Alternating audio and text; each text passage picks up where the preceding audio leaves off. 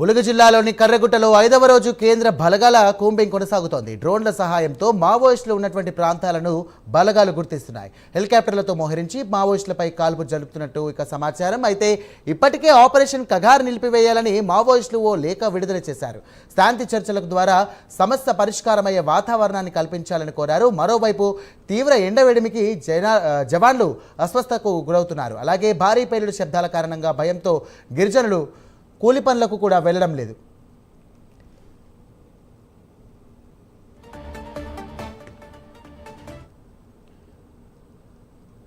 Right, ఇదే అంశానికి సంబంధించి మరిన్ని డీటెయిల్స్ మా కరెస్పాండెంట్ తిరుపతి అందిస్తారు. తిరుపతి, చెప్పండి, ప్రస్తుతం పరిస్థితి ఎలా ఉంది?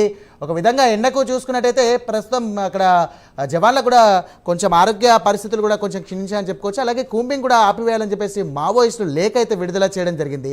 దీనికి పోలీసులు అక్కడ ఉన్నటువంటి సంబంధించినటువంటి అధికారులు ఏమంటున్నారు అసలు? సాయిరాం, తెలంగాణ ఛత్తీస్గఢ్ సరిహద్దు ప్రాంతం కర్రెగుట్ట దగ్గర టెన్షన్ వాతావరణం తలెత్తినటువంటి పరిస్థితి కనబడుతుంది. కర్రెగుట్టలో 5వ రోజు కేంద్ర బలగాల కూంబింగ్ కొనసాగుతుంది. హెలికాప్టర్ల ద్వారా మొత్తం కూడా కర్రెగుట్ట సమీప ప్రాంతంలో ఎక్కడెక్కడ మావోయిస్టులు కావచ్చు, ఎక్కడెక్కడ బంకర్లు ఉన్నాయి, ఎక్కడెక్కడ స్థావరాలను ఏర్పాటు చేస్తున్నారంటూ కూడా హెలికాప్టర్ల ద్వారా కావచ్చు, డ్రోన్ కెమెరాల సహాయంతో పరిశీలిస్తూ కేంద్ర బలగాలు ముందుకు కదులుతున్నట్టు తెలుస్తుంది. 5వ రోజు ఈరోజు కూంబింగ్ కొనసాగుతుంది. డ్రోన్ల సహాయంతో మావోయిస్తున్నటువంటి ప్రాంతాలను బలగాలు గుర్తిస్తున్నట్టు తెలుస్తుంది. అయితే వెంటనే హెలికాప్టర్లతో మోహరించి కాల్పులు జరుపుతున్నట్టు కూడా సమాచారం అందుతుంది. భారీ పేలుడు శబ్దాలు వినిపిస్తున్నాయని ఏజెన్సీ ప్రాంత ప్రజలైతే చెప్తున్నారు. ఇప్పటికే ఆపరేషన్ కగారు నిలిపివేయాలని నిన్న మావోయిస్టులు లేఖ విడుదల చేశారు. శాంతి చర్చల ద్వారా సమస్య పరిష్కారమయ్యేటువంటి వాతావరణాన్ని కల్పించాలని మావోయిస్టులు కోరినటువంటి పరిస్థితి కనబడుతుంది. మరి ఈ మావోయిస్టుల లేఖకు సంబంధించి పోలీసులు కావచ్చు, కేంద్ర బలగాలు కావచ్చు ఎట్లా స్పందిస్తాయన్నటువంటి ఆసక్తికర చర్చ అయితే కొనసాగుతుంది. 5వ రోజు కేంద్ర బలగాల కూంబింగ్ కొనసాగుతున్న నేపథ్యంలోనే భారీ ఎన్కౌంటర్ జరిగే అవకాశం ఉన్నట్టుగా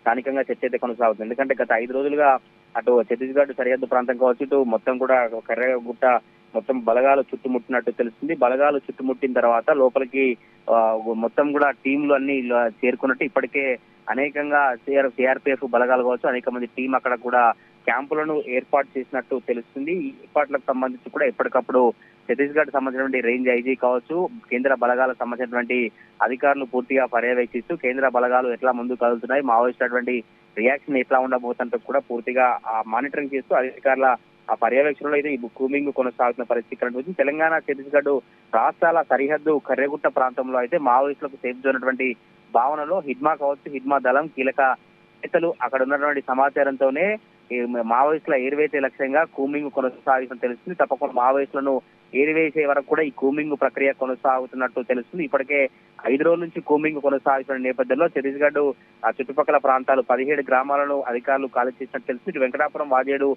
సైడ్ 3 గ్రామాలకు సంబంధించిన ప్రజలను కూడా అప్రమత్తం చేసి ఎవరు కూడా బయటికి రావద్దు, బయటకు వస్తే ఇబ్బందులు ఎదుగుతాయి, బయటకు వచ్చి కూడా ఎవరైనా అనుమానితులు కావచ్చు, కొత్త వ్యక్తులను తప్పకుండా పోలీసులకు సమాచారం అందించాలి అనేటువంటి ఆ పరిస్థితులను గిరిజనులకు పోలీసులు చెప్పినటువంటి పరిస్థితి కనబడుతుంది. 5వ రోజు కూంబింగ్ కొనసాగుతున్న నేపథ్యంలోనే నిమిషాల వ్యవధిలోనే భారీ శబ్దాలు కావచ్చు, భారీ బాంబులు మోత వినపడుతున్న నేపథ్యంలో గిరిజనులు భయాందోళన చెంది ఎప్పుడు ఎట్లాంటి ఎన్కౌంటర్ కావచ్చు, ఎప్పుడు ఏం జరుగుతుందో అనేటువంటి టెన్షన్ వాతావరణం తెలిసిన పరిస్థితి కనబడుతుంది. మరి చూడాలి, ఈ కూంబింగ్ సంబంధించి తెలంగాణ పోలీసులకు ఎటువంటి ప్రమేయం లేనప్పటికీ కూడా కేంద్ర బలగాలు ఛత్తీస్గఢ్ పోలీసుల సమక్షంలో కూంబింగ్ కొనసాగుతున్న నేపథ్యంలోనే ఎప్పటి వరకు ఈ కూంబింగ్ కొనసాగుతుంది, ఎంత మేరకు ఇప్పటి వరకు మావోయిస్టుల స్థావరాలను గుర్తించారు, ఇప్పటి వరకు ఎన్ని మందుపాత్రలు నిర్వీర్యం చేసినటువంటి ఇంకా పోలీసుల వివరాలు వెళ్లించే అవకాశం అయితే కనబడుతుంది. మరి నిన్న మావోయిస్టుల లేఖకు సంబంధించి కావచ్చు, ఇంకా కూంబింగ్ సంబంధించి పూర్తి వివరాలు కావచ్చు, పూర్తి అంశాలు అయితే ఏజెన్సీ ప్రాంతంలో ఒక భయాందోళన వాతావరణం కనిపిస్తున్నటువంటి సిచ్యువేషన్ కనబడుతుంది. మరి నిజంగానే శాంతి చర్చలకు పోలీసులు కేంద్ర ప్రభుత్వం అనుమతిస్తుందా, లేదంటే